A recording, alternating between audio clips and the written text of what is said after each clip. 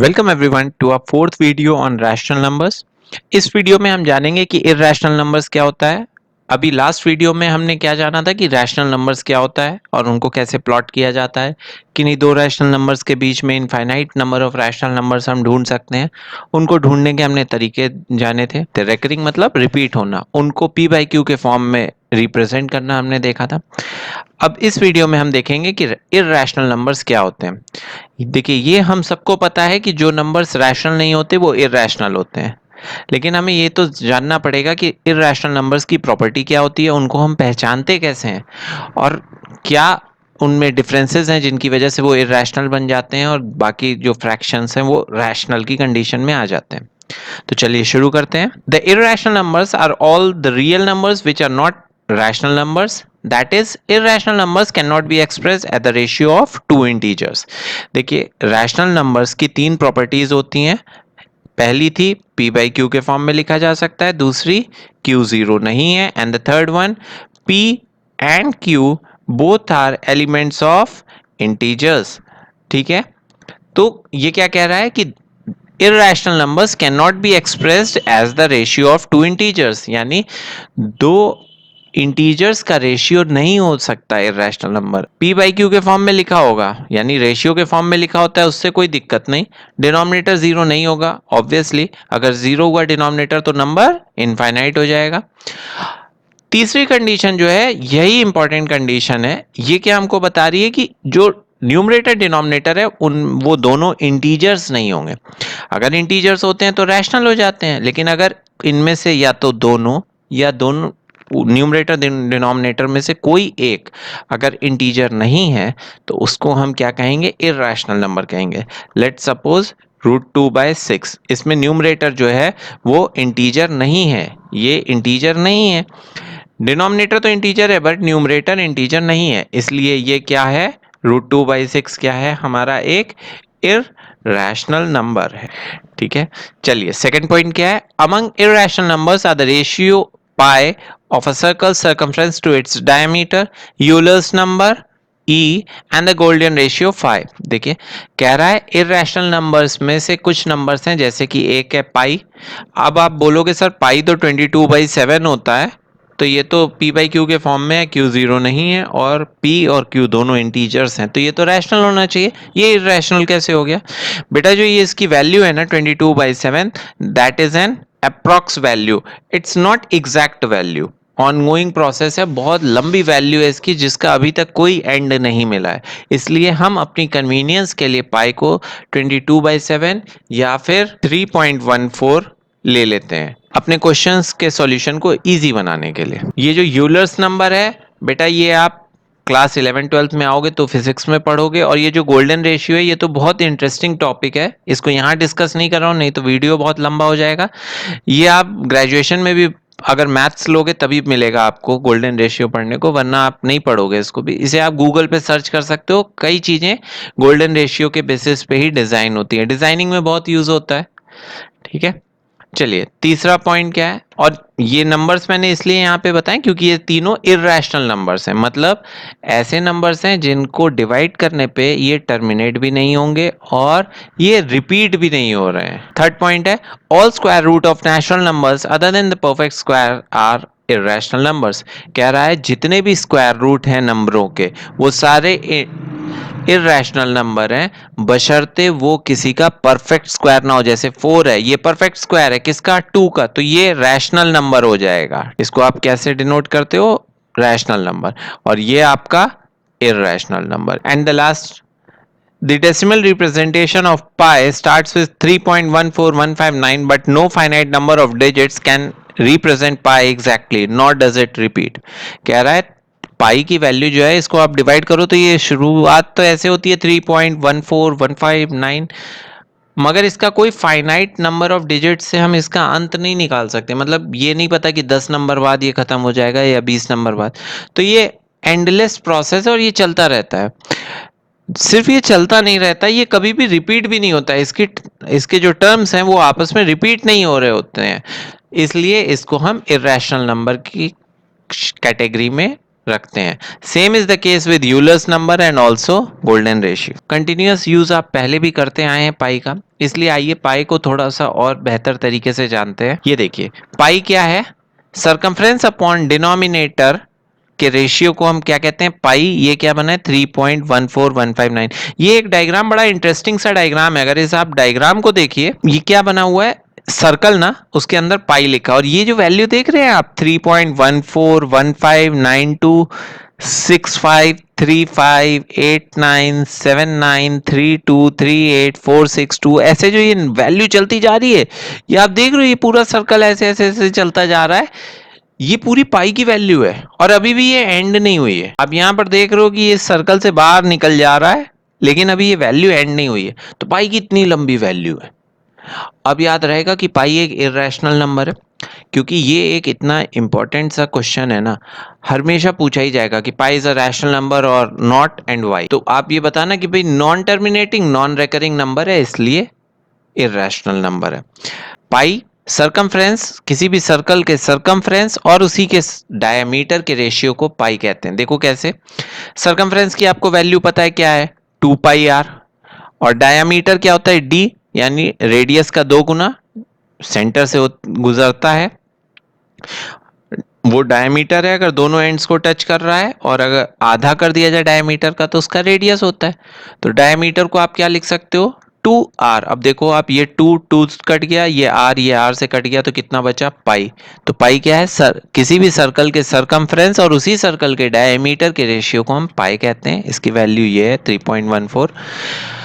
आपको एक interesting fact बताऊं कि पाई, मालूम है आपको, एक पाई डे भी मनाया जाता। देखो वैल्यू क्या है 3.14 ना, तो थर्ड क्या हो गया, मार्च, और 14 क्या हो गया, उसका डे। यानी हर साल के 14th मार्च को हम क्या मनाते हैं, पाई डे। मैथ्स के जो एंथुजियास्ट हैं, जिनको मैथ्स बहुत पसंद है, वो 14th मार्च को पाई डे मनाते हैं। पाई डे सिर्फ 2015 ही ऐसा एक आया था, जब पाई डे अपने ये 3 वैल्यूज की जगह अपनी 5 वैल्यूज को सिग्निफाई कर रहा था, जैसे 3.1415।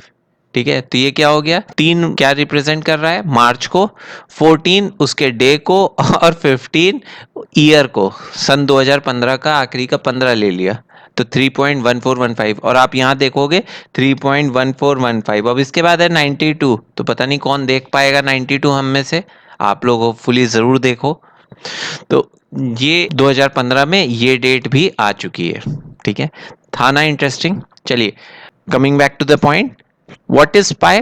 पाई is the ratio of a circle circumference to its diameter. यहां हमने अभी देखा सर्कल के सरकमफ्रेंस और डायमीटर के रेशियो को पाई कहते हैं। The diameter of a circle is the distance from edge to edge, एक एज से लेके दूसरे एज तक का, और सेंटर से होते हुए गुजरे अगर लाइन, उसको हम डायमीटर कहते हैं।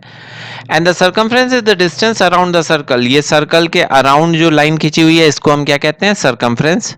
After measuring circular objects for thousands of years, it has always been determined that a circle is a little more than 3 times its width. And because pi is a constant number, it will always be the same for any circle of any size.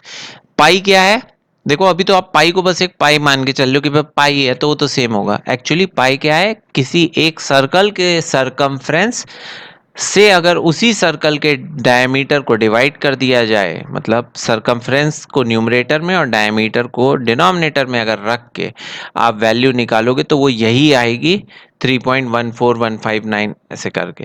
तो इसलिए पाई जो है एक constant number है, और इसकी value कभी भी नहीं चेंज होती, चाहे कितना भी बड़ा आप सर्कल ले लो। क्यों, देखिए बहुत बड़ा आप सर्कल ले लोगे, या अगर आपने मान लो छोटू सा सर्कल ले लिया, तो आपने ये जो छोटू सा सर्कल लिया है, इसका सरकमफ्रेंस छोटा हो गया, यानी ये जो गोल वाली लाइन है ये छोटी हो गई। ये अब अगर छोटी हुई, तो इसकी जो डायमीटर होगी बीच की, ये जो लाइन है, ये भी तो छोटी हो जाएगी। तो फिर ऊपर का नंबर छोटा हुआ तो नीचे वाला भी छोटा हो गया। तो अब फिर से डिवाइड करके वैल्यू अंततः यही आएगी आपकी 3.14159। ठीक है, तो पाई एक कांस्टेंट नंबर है। और पाई के बारे में आज हमने एक और बात जानी कि पाई डे भी मनाते हैं मैथ्स को चाहने वाले। कब मनाते हैं, 3.14 उसकी वैल्यू है, हमेशा याद रहेगा। 3 मंथ हो गया और 14 डेट हो गई तो क्या होगा 14 मार्च। चलिए आगे बढ़ते हैं। Pi is an irrational number meaning it cannot be expressed as a fraction and its decimal representation never ends and never repeats। ये वाला पॉइंट हम पहले समझ चुके हैं। Every year math enthusiasts celebrate Pi Day on March 14, अभी हमने जाना, because the date spells the first three digits 3.14 of pi or pi, the mathematical constant that represents the ratio of a circle's circumference to its diameter। ये वाली बात भी अभी हमने इससे पहले डिस्कस कर ली है। अब ये देखिए, इन 1981 सन 1981 में एक इंडियन व्यक्ति थे, राजा महादेवन। इन्होंने accurately 31,000, can you imagine, 31,811 digits pi की याद करके सुनाई थी, बताई थी, मेमोरी में रख लिया था। कोई फंडा होगा इनका जिससे ये इसको रख सकते हैं, वरना 31,000 वैल्यूज को कौन याद कर पाएगा। लेकिन इन्होंने 31,000 वैल्यूज को याद करके सुनाया था। ये इनका रिकॉर्ड बना था कब? 1981 में। अब आपसे कोई भी ये डे नहीं पूछने वाला है, बट ये एक इंटरेस्टिंग फैक्ट था, इसलिए मैंने आपके साथ यहाँ शेयर कर दिया। कुछ ही समय बाद जापान के हिदेकाई तोमोयोरी ने इसको 40,000 टाइम्स कर दिया और इनका रिकॉर्ड तोड़ दिया था। और इस समय जो गिनीज वर्ल्ड ऑफ रिकॉर्ड है पाई का, वो एक चाइनीज व्यक्ति लू चाओ ऑफ चाइना, जिन्होंने 2005 में ये रिकॉर्ड बनाया। इन्होंने 67,890 डिजिट्स पाई की बताई हैं मेमोराइज करके, है ना इंटरेस्टिंग फैक्ट। अब आपको समझ में आया कि जो एक पाई था, नॉर्मल सा ये जो पाई था, जिसको आप बस 22/7 जिसकी आप वैल्यू जानते थे, उस पे कितनी रिसर्च चल रही है ना इंटरेस्टिंग। चलिए आगे बढ़ते हैं। अब बात आती है आखिर ये इर्रेशनल नंबर्स की उत्पत्ति हुई कहाँ से, भाई ये इर्रेशनल नंबर आया कहाँ से। तो देखिए, ये है मिस्टर पाइथागोरस। ये एक मैथमेटिशियन भी थे और फिलोसफर भी थे, और ये सब इनके अनुयायी हैं। ये इमेज देख के ही आप समझ जाएंगे कि ये इंडिया की इमेज नहीं होगी। इस टाइप की पोशाक इंडिया में नहीं पहनी जाती थी, पहली चीज तो ये किसी यूरोपियन कंट्री का देखने से ही लग रहा है। तो जी हाँ, ये ग्रीक साइंटिस्ट थे, मैथमेटिशियन थे इनफैक्ट, और ये फिलोसफर भी थे। तो ये फिलोसफर थे, इसलिए इनके पीछे इतने लोग घूम रहे हैं, आप देख रहे होगे इमेज में। इनके पीछे जो लोग घूमते थे उनको हम क्या कहते थे? पाइथागोरियंस। ठीक है, ये पाइथागोरस, इनके अनुयायी पाइथागोरियन। और ये जो पाइथागोरस थ्योरम है, ये इन्हीं में दी है। इन्होंने अपने नाम क्या की थ्योरम को अपना ही नाम दे दिया, दैट इज पाइथागोरस थ्योरम। अब इनकी थ्योरम क्या कहती है? इनकी थ्योरम कहती है कि किसी भी राइट एंगल ट्रायंगल में ये वाला इक्वेशन फिट बैठेगा। और ये इक्वेशन क्या है? हाइपोटेन्यूज का स्क्वायर इक्वल टू परपेंडिकुलर का स्क्वायर प्लस बेस का स्क्वायर। आइए जानते हैं राइट एंगल ट्रायंगल क्या होता है। जब किसी भी ट्रायंगल में कोई एक एंगल 90 डिग्री हो जाता है तो वो ट्रायंगल क्या बनता है? Right angle triangle. 90 डिग्री किस पे बना है? देखो, ए बी लाइन और बी सी लाइन टच कहाँ हो रही है? बी पे ना। यहां पर ये बन रहा है ना, तो ये दोनों इसके एडजेसेंट साइड्स हो गए, एडजेसेंट लेग्स हो गए मान लीजिए। लेकिन ये जो एसी वाली साइड है, ये तो कहीं से नहीं टच कर रही इसको, तो ये इसके अपोजिट हो गई। जो एसी वाली साइड है ये अपोजिट हो गई। तो हाइपोटेन्यूज क्या होता है? हर बार हाइपोटेन्यूज वो वाली साइड होती है जो अपोजिट टू 90 डिग्री होती है। ध्यान रहे, 90 डिग्री के ऑपोजिट राइट एंगल ट्राइंगल में जो भी साइड होगी उसे हम क्या कहेंगे? हाइपोटेन्यूज। इसकी विशेषता क्या होती है? ये पूरे ट्राइंगल में लार्जेस्ट साइड होती है। हाइपोटेन्यूज हमेशा लार्जेस्ट ही रहेगी, इसीलिए ये देखिए, ये इक्वेशन भी कहती है कि हाइपोटेन्यूज जो लार्जेस्ट है उसका अगर स्क्वायर कर दिया जाए तो वो किसके बराबर होगा? बची हुई दोनों साइड्स के स्क्वायर के। अब एक साइड को क्या कहते हैं? परपेंडिकुलर। इसको आप कैसे याद रख सकते हैं? पेड़। पेड़ कैसा होता है? सीधा खड़ा रहता है ना, ये रहा पेड़। बी को कैसे याद रख सकते हैं? बेड। बेड कैसा होता है? लेटा हुआ रहता है ना बेड। बी यानी बेस, ये लेटी हुई साइड बेस, और ये खड़ी हुई साइड परपेंडिकुलर, और ऑपोजिट साइड जो है वो हाइपोटेन्यूज। अब इस सेम इक्वेशन को आप ऐसे भी समझ सकते हो कि हाइपोटेन्यूज का square is equal to leg का स्क्वायर प्लस लेग का स्क्वायर। अब ये लेग क्या है? एक लेग है हमारा बेस और एक लेग है परपेंडिकुलर। तो यहां हमने लेग क्यों लिखा है? देखिए इस अगर आपने यहाँ परपेंडिकुलर माना और यहाँ बेस माना, तो आप इसको अगर चेंज कर दोगे ना, यहाँ बेस मान लो नेक्स्ट टाइम और यहाँ परपेंडिकुलर मान लो, तब भी वैल्यू चेंज नहीं होगी क्योंकि दोनों सेम साइड है और प्लस है। हाँ, हाइपोटेन्यूज में कंफ्यूजन नहीं होना चाहिए क्योंकि हाइपोटेन्यूज में कंफ्यूजन होते ही आप ये पूरा फॉर्मूला गलत कर लोगे। तो हमने समझा है कि हाइपोटेन्यूज क्या होता है, 90 डिग्री के ऑपोजिट वाली साइड को हम हाइपोटेन्यूज कहते हैं। कई बार क्या होता है कि डायग्राम ऐसा बना रहता है कि हमको समझ में नहीं आता है और हम कंफ्यूज हो जाते हैं उसमें। तो अगर ऐसा होगा तो आप इजीली देखना, वैसे तो हाइपोटेन्यूज किसी भी ट्राइंगल की सबसे लंबी वाली साइड होती है, लेकिन अगर नहीं समझ में आए या डायग्राम थोड़ा सा कंफ्यूजिंग हो या कई बार आपको परेशान करने के लिए ही परपेंडिकुलर को थोड़ा सा लंबा बना देंगे हाइपोटेन्यूज से, तो आप उसको हाइपोटेन्यूज मत मान लीजिएगा। हाइपोटेन्यूज क्या होता है, हमेशा से 90 डिग्री की ऑपोजिट वाली साइड को हम क्या कहते हैं, हाइपोटेन्यूज कहते हैं। चलिए आगे बढ़ते हैं और समझते हैं कि ये पाइथागोरस थ्योरम का यूज कहाँ आता है। हमने ये समझ तो ली कि पाइथागोरस थ्योरम कहाँ यूज होता है, कि राइट एंगल ट्राइंगल में होता है, बट डेली लाइफ में कहाँ यूज आता है या इसका क्या जरूरत पड़ती है। चलिए मान लेते हैं अब आप बड़े हो गए और आप इंजीनियर बन रहे हैं। अभी मान लेते हैं, लेट सपोज, हो सकता है आप में से कुछ को डॉक्टर बनना हो, उस पर अभी नहीं डिस्कशन, हम कह रहे हैं मान लेते हैं अभी आप इंजीनियर बन रहे हो, आपके पास दो बिल्डिंग्स हैं, एक ये और एक ये। अब इस बिल्डिंग की छत से इस बिल्डिंग की छत तक जाने के लिए आपको एक सीढ़ी बनाने का कॉन्ट्रैक्ट मिला। ये आपको काम है कि आपको यहाँ पर एक सीढ़ी बनानी है। अब आप कैसे बनाओगे, अगर आपको हाइपोटेन्यूज थ्योरम नहीं आएगी तो आप क्या करोगे, कोई स्टिक लाओगे, यहाँ से वहां उसको रख के नापोगे, वो जितनी लंबी आ गई उतनी लंबी आपको सीढ़ी चाहिए। तो उसमें क्या होगा, कई बार छोटी मिलेगी तो और बड़ी लेके आए, फिर और बड़ी लेके आए, बार बार वो कितना टीडियस टास्क हो जाएगा। लेकिन वहीं अगर आपको हाइपोटेन्यूज थ्योरम आती होगी तो ये आपके लिए मिनटों का काम होगा जानना कि ये कितनी लंबी सीढ़ी होनी चाहिए। देखिए बेटा, इन दोनों के बीच की डिस्टेंस ये है 12 मीटर, हमने नीचे जमीन पे नाप ली कि इन दोनों का यहाँ पे देखिए डिस्टेंस समझ में आ रहा है कितना होगा, वो आ गया 12 मीटर। अब इसकी हाइट यहाँ तक है और इसकी हाइट पूरी ऊपर तक है, ठीक। हमें इस बिल्डिंग की हाइट पता है, इसकी पता है, तो ये छोटी वाली की हाइट को अगर बड़ी वाली की हाइट से माइनस कर दें, बड़ी वाली बिल्डिंग की हाइट क्या है 41 और छोटी वाली की 32, अगर 41 में से 32 को माइनस किया तो क्या आ गया, यहाँ देखिए 9 मीटर। तो अब हमें समझ में आ गया कि ये जो ऊंचा वाला हिस्सा है ये कितना है, 9 मीटर है। तो ये ट्राइंगल का ये वाला हिस्सा क्या हो गया, 9 मीटर, और ये वाला हिस्सा 12 मीटर था। अभी हमने नीचे दूरी नापी दोनों बिल्डिंग्स की, ये यहाँ 90 डिग्री बना रहा है एकदम, अगर सीधे सीधे हैं तो ये 90 डिग्री बनाएगा। अब ये अगर हम इसको कंप्लीट कर दें तो हमारा क्या लग जाएगा, हाइपोटेन्यूज का स्क्वायर इक्वल टू परपेंडिकुलर का स्क्वायर प्लस बेस का स्क्वायर।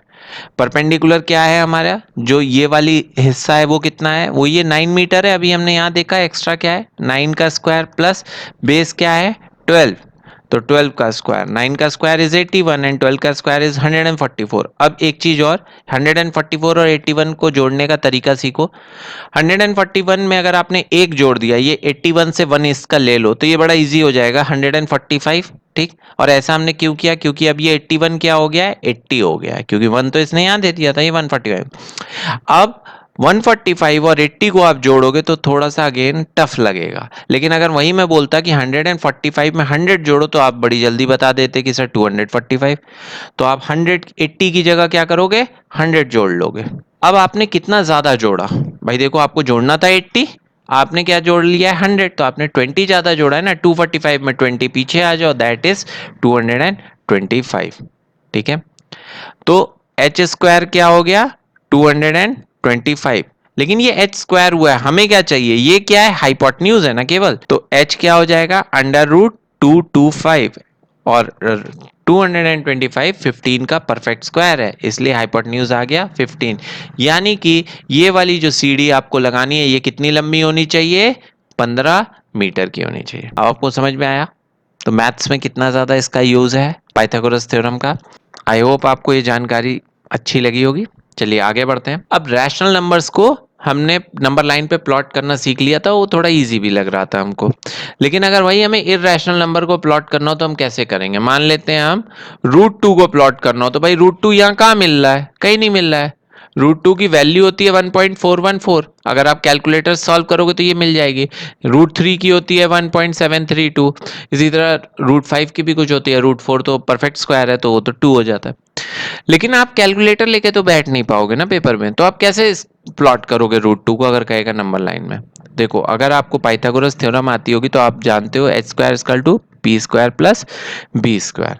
अब P यानी परपेंडिकुलर जो राइट एंगल ट्राइंगल का अगर वो 1 हो जाए तो ये हो गया 1 का स्क्वायर, और बेस भी 1 हो जाए, मान लेते हैं 1 सेंटीमीटर है तो 1 हो गया, तो ये भी 1 का स्क्वायर। अब 1 का स्क्वायर इज 1, स्क्वायर का मतलब है ना सेम नंबर से उतनी बार मल्टीप्लाई, तो 1 into 1 is 1 plus 1 into 1 is 1 that is 2, तो एच स्क्वायर आ गया 2, और h क्या हो गया √2, यहां से स्क्वायर हटा तो इस पे अंडर रूट आ गया, तो आपको क्या मिल गया √2। तो अब यहां से आपको √2 कैसे आएगा ये पता लग गया, लेकिन अब उसे हम नंबर लाइन पे कैसे प्लॉट करें। देखिए आपने क्या माना, बेस 1 है और परपेंडिकुलर 1 है, तो यहां पर बेस होगा, ये 0 होता है, ये 0 है ना, तो 0 से यहां तक गए 1, ये 1 सेंटीमीटर ड्रॉ कर लिया हमने, और ये क्या है बेस। फिर इसी पे हमने 90 डिग्री पे 1 सेंटीमीटर और ड्रॉ कर लिया, अब ये क्या हो गया परपेंडिकुलर, और यहाँ क्या बन रहा है 90 डिग्री, तो जो इसकी ये स्लैंटिंग वाली हाइट होगी, चलिए मान लेते हैं यहाँ तक गया, तो ये स्लैंटिंग वाली जो हाइट होगी ये √2 होगी, जैसा आप इस डायग्राम में देख रहे हैं। 0 से यहाँ तक क्या है 1, फिर ये क्या है 1, तो ये यहाँ 90 डिग्री है, तो इसकी जो ऑपोजिट वाली साइड है वो क्या है √2 है। अब आप √2 समझ गए कि ये आपको OA जो है ये पूरी लेंथ ये √2 मिल गई, लेकिन क्वेश्चन ने तो कहा है प्लॉटिंग ऑफ इरेशनल नंबर और नंबर लाइन, ये नंबर लाइन पे आपको प्लॉट करनी थी ना, तो ये आप अगर यहां तक कर दोगे तो आपको आंसर नहीं मिलेगा, ये गलत हो जाएगा। ये सिर्फ आपने √2 एक वैल्यू निकाली है या लेंथ को फाइंड आउट किया है कि OA लेंथ √2 है, लेकिन नंबर लाइन पे आपने प्लॉट नहीं किया। आप देख रहे हो ए तो हवा में है, तो इसको नंबर लाइन पे कैसे प्लॉट करेंगे। सिंपल है बेटा, कंपास लीजिए, इस साइड पे आप पॉइंटेड जो कंपास का पॉइंटेड वाला हिस्सा है उसे यहाँ रखिए, और जिस साइड पेंसिल लगाई जाती है उसे इस साइड रखिए। पॉइंटेड वाले हिस्से को यहाँ रखना है और पेंसिल को यहाँ रखना है, और इस साइड से अब इसे नीचे नंबर लाइन की तरफ ड्रॉ करते चलिए ऐसे, और ये नंबर लाइन पे यहाँ जहाँ मिल रहा है तो ये क्या हो जाएगा पॉइंट √2, यानी कि ये पूरा 0 से लेके ये वाला हिस्सा जो है अब ये क्या हो गया, ये हो गया √2। इसी तरह से अगर आपसे कह देता है कि √3 प्लॉट करो तो आप क्या करोगे, फिर आपको h square equal to perpendicular का स्क्वायर प्लस बेस का स्क्वायर करके निकालना होगा। कैसे मिलेगा, देखो परपेंडिकुलर में अगर हम √2 रख दें और बेस में हम 1 रख दें, और इन दोनों का स्क्वायर तो है क्योंकि फॉर्मूले में, तो ये हाइपोटेन्यूज का स्क्वायर √2 का स्क्वायर √2 इंटू √2 2 हो जाएगा, और 1 इंटू 1 इज 1, तो ये क्या आ गया 3, h स्क्वायर इक्वल टू 3, तो h इज इक्वल टू √3, यानी ट्राइंगल की अगर एक साइड √2 है और एक साइड 1 सेंटीमीटर है, तो तीसरी साइड जो आपको मिल जाएगी वो क्या हो जाएगी √3, अगर ये राइट एंगल ट्राइंगल है। तो राइट एंगल बनाने के लिए हमें 90 डिग्री पे 1, √2 तो देखो ये है ना ऑलरेडी, तो आप क्या करोगे यहां से 90 डिग्री पे एक 1 सेंटीमीटर की और लाइन ड्रॉ कर लोगे 90 डिग्री पे, अब आप इसको इससे जोड़ दोगे, तो ये क्या हो गया आपका √3 मिल गया, और फिर यहाँ पे वही वाला काम आप यहाँ भी करोगे, यहाँ पॉइंटेड कंपास का पॉइंटेड साइड और यहाँ पे पेंसिल वाली साइड, और उसको इस साइड की तरफ कर्व ड्रॉ कर दोगे, तो यहाँ पर जहाँ इस नंबर लाइन को ये टच करेगा वो जगह क्या हो जाएगी √3, यानी कि ये 0 से ये वाली दूरी क्या होगी √3। समझ में आया। हो सकता है ये हाइपोटेन्यूज वाला जो फॉर्मूला है आपको परपेंडिकुलर हाइपोटेन्यूज ऑफ बेस, ये अभी ना समझ में आ रहा हो, थोड़ा सा प्रैक्टिस करोगे बहुत ईजी है, बहुत आराम से समझ में आ जाएगा। फिर भी यदि कोई दिक्कत हो तो जिस दिन हम गूगल मीट पे अपनी मीटिंग करेंगे उसमें आप पूछ सकते हो, या मुझसे पर्सनली समय मांग के मुझसे पूछने आ सकते हो, मैं बता दूंगा। आगे बढ़े, यहाँ पर हम देखते हैं जो अभी हमने समझा उसे कैसे प्लॉट करते हैं। देखिए ये क्या है, ये 1 है और ये 1 सेंटीमीटर है, ये 90 डिग्री है, तो ये ऑपोजिट वाली साइड उस फॉर्मूले से हमने निकाला, हाइपोटेन्यूज का स्क्वायर इक्वल टू परपेंडिकुलर का स्क्वायर प्लस बेस का स्क्वायर से ये √2 आ गया। अब ये वाला पॉइंट √2 है, हमने क्या किया कंपास से इसको यहाँ पे लेके आए और नीचे नीचे लाके और यहाँ पर √2 आ गया। तो अब आप क्या करोगे, आप स्केल से यहाँ तक की लाइन को ऐसे खींच के ऐसे शो करोगे कि ये रहा √2, ठीक है। जैसे √3 बोला तो देखो एक √2 ले लिया इन्होंने और ये वाला 1 ले लिया 90 डिग्री पे, अब ये जो उसकी ऑपोजिट साइड है ये क्या बन जाएगी √3, और इसको फिर इन्होंने ऐसे ही नीचे की तरफ यहाँ लाते लाते देख रहे होगे आप यहाँ पे प्लॉट किया और ये √3 आ गया। तो अब इस तरह से आप किसी भी नंबर को, इर्रेशनल नंबर को बड़ी आसानी से पाइथागोरस थ्योरम के बेस पे नंबर लाइन पे प्लॉट कर सकते हो पाइथागोरस थ्योरम की मदद से। चलिए आगे बढ़ते हैं। अब आता है प्लॉटिंग थ्रू सक्सेसिव मैग्निफिकेशन। देखिए अगर कोई नंबर आपको दे दिया जाए और आपसे कहा जाए प्लॉटिंग थ्रू सक्सेसिव मैग्निफिकेशन करना है, तो इसका मतलब है, सबसे पहले तो समझते हैं नाम का मतलब क्या है। सक्सेसिव मतलब एक के बाद एक, और मैग्निफिकेशन मतलब बड़े करते जाना, मैग्नीफाई करते जाना, चीजों को और बड़ा करते जाना। ठीक है, तो अगर कोई देखो आप यहां समझ लो ना, 1 से 2 के बीच में यहाँ पे ये छोटी छोटी 9 लाइन्स होंगी, फिर यहाँ पे 10th लाइन फिर 2 बन गई, तो 1 से 2 के बीच में ये 10 लाइन मिल गई। अब इसके और इसके 1 से लेके 1.2 के बीच में अगेन आप चाहो तो 10 लाइनें 9 लाइनें ला सकते हो, 10 सेगमेंट हो जाएंगे। ठीक है, तो इस तरह से हम सक्सेसिव मैग्निफिकेशन में प्लॉट करते हैं। अगर आपको अभी भी नहीं समझ में आया तो हम इसको एक दूसरे एग्जांपल की हेल्प से देखते हैं। मान लेते हैं क्वेश्चन हमको कह रहा है 3.25 को प्लॉट करना है सक्सेसिव मैग्निफिकेशन की हेल्प से। तो हम क्या करेंगे, देखो 3.25 हमें पता है किसके बीच में आ रहा है, 3 और 4 के बीच में आएगा, क्योंकि 3.25 है ना, 3 से तो बड़ा ही होगा और 4 से तो छोटा होगा। फिर हमने क्या किया, 3 से 4 के बीच की लाइन को ऐसे क्या किया, 3.1 3.2 3 4 ऐसे।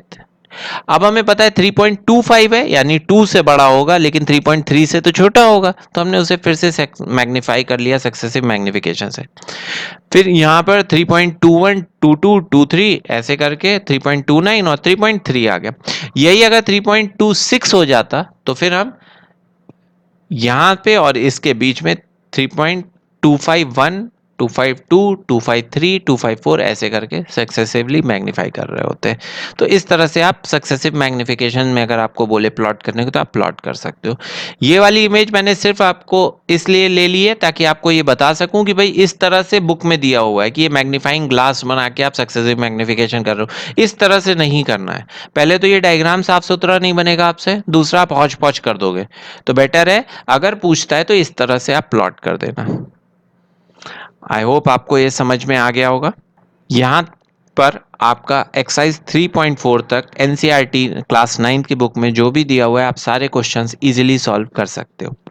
यदि ना समझ में आए तो मैं इन वीडियोस को प्राइवेट नहीं कर रहा हूँ, पब्लिक में पड़े हुए हैं, आप इसको आराम से जितनी बार चाहो उतनी बार देखो। कुछ अगर ना समझ में आए मुझसे पर्सनली टाइम लेके आप मुझसे पूछने आ जाओ, या फिर आप व्हाट्सएप ग्रुप में, नहीं तो जिस दिन हम मीटिंग करेंगे आप उस दिन मुझसे लाइव पूछ सकते हो।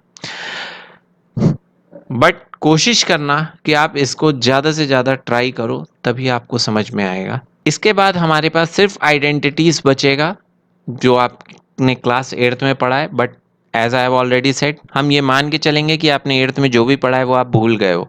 तो हम नेक्स्ट वीडियो में आइडेंटिटीज और कुछ फॉर्मूलाज को हम डिस्कस करेंगे और फिर देखेंगे कि उन पर जो क्वेश्चंस हैं उनको कैसे सॉल्व करना है। इसी के साथ मिलते हैं नेक्स्ट वीडियो में। Till then have a nice day.